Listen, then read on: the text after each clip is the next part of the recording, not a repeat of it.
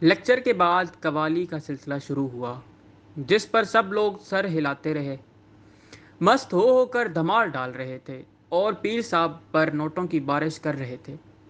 آخر میں پیر صاحب کا ہاتھ چومنے کے لیے جو بھی شخص چاہتا اس کو ایک جھٹکا دیا جاتا تو وہ وجد میں آ کر تڑپنے لگتا، کپڑے پھاڑ دیتا، ناچتا۔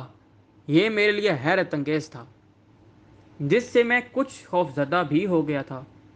میرے دل پر پیر صاحب کی دھاک بیٹھ گئی، لیکن مجھے بہرحال اس دن پیر صاحب سے ہاتھ ملانے کی جرت نہیں ہوئی۔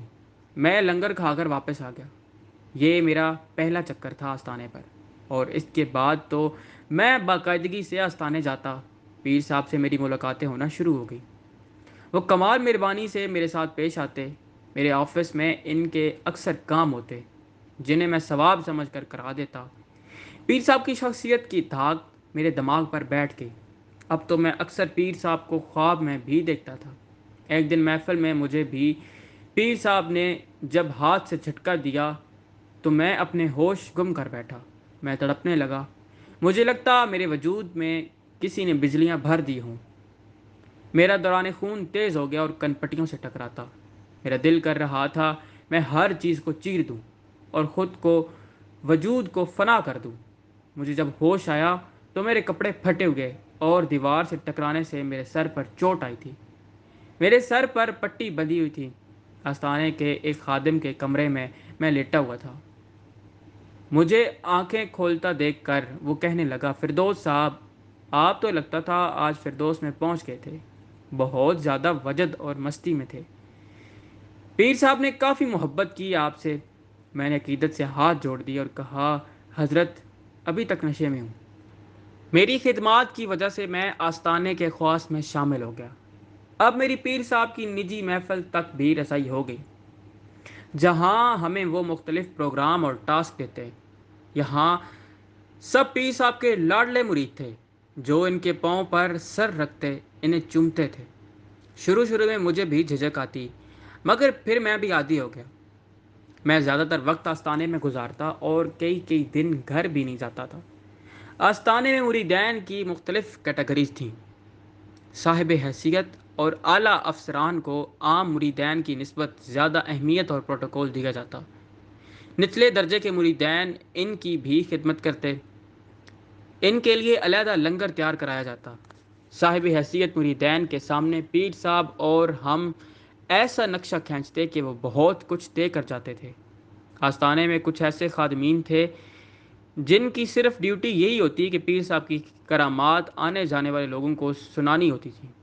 نئے مریدین کو کیسے پھنسایا جاتا، متاثر کیا جاتا، خاص کر اگر کوئی صاحب حیثیت آ جاتا، ہم اس کو بہت پروٹوکول دیتے، اس کی گفتگو سنتے، اس کی چھوٹی سے چھوٹی بات پر بھی واہ واہ کرتے، اس کے لیے بہترین کھانے تیار کرائے جاتے، اس کو اتنا پروٹوکول دیتے کہ وہ بیچارہ خود کو ہوا میں اڑتا ہوا محسوس کرتا اور پیر صاحب سے اتنا متاثر ہوتا کہ ان کے قدموں میں سر نڈر کر دیتا۔ اور کچھ عرصہ بعد یہی مرید دوسروں کو پروٹوکول دے رہے ہوتے تھے اور آستانے پر آنے والوں کی جوتیاں سیدھی کر رہے ہوتے تھے۔ پیر صاحب کے حکم پر ہم ہر نئے آنے والے یا اگر کوئی دوسرے پیروں سے وابستہ لوگ آستانے پر آتے تو ان پر خصوصی نگاہ رکھتے تھے اور ان کو آستانے کے مریدین کے ساتھ تنہا نہیں چھوڑتے تھے کہ کہیں یہ ہمارے مریدین کو گمراہ نہ کریں اور ان کے سامنے اپنے پیر صاحب کی تعریف و تبلیغ نہ شروع کر دیں۔ آستانے پر آنے والے مہمان پیروں کو ہم بظاہر بہت پروٹوکول دیتے، لیکن کسی نہ کسی بہانے ہم اپنے پیر صاحب کا مقام زیادہ کر کے دکھاتے، جس پر پیر صاحب بظاہر ہم سے ناراض ہو جاتے اور ان پیر صاحب کو کہتے کہ بھائی میں تو انہیں بہت سمجھاتا ہوں پر یہ پاگل ہیں۔ لیکن میں پھر چپ کر جاتا ہوں کہ محبتی لوگ ہیں، اپنی محبت سے مجبور ہیں۔ میرا دماغ اس قدر کیپچر ہو چکا تھا کہ مجھے یہاں پر آنے کا مقصد اللہ کی تلاش تو بھول چکا تھا اور میں پیر صاحب کو ہی اللہ سمجھ کر ان کے گرد محور طواف تھا۔ ایک دن میں نے خواب دیکھی کہ ایک کالے رنگ کا منحوس سا شخص ہے جس کی شکل کو دیکھ کر ہی کراہت آ رہی تھی۔ اس کا اوپر والا جسم ننگا تھا اور صرف پاجامہ پہنے ہوئے تھا، مگر اس کے ہاتھ میں ایک بڑا سا خنجر تھا اور لوگوں کو ذبح کر رہا تھا۔ اور مزے کی بات یہ ہے کہ لوگ قمیض اتار کر کھڑے تھے اور خوشی خوشی سے ذبح ہو رہے تھے۔ میں بھی ایک قطار میں کھڑا تھا اور اپنے ذبح ہونے کے لیے تیار تھا۔ اچانک میرے ذہن میں ایک خیال آیا کہ میں کیوں ذبح ہونا چاہتا ہوں؟ کیا میں پاگل ہوں؟ میں یہ سوچ کر قطار سے باہر نکل جاتا ہوں۔ وہ شخص مجھے پکڑنے کے لیے پیچھے بھاگتے ہیں، مگر میں پکڑائی نہیں دیتا اور ایک جگہ پہنچ جاتا ہوں جہاں مختلف بزرگ بیٹھے ہوئے تھے۔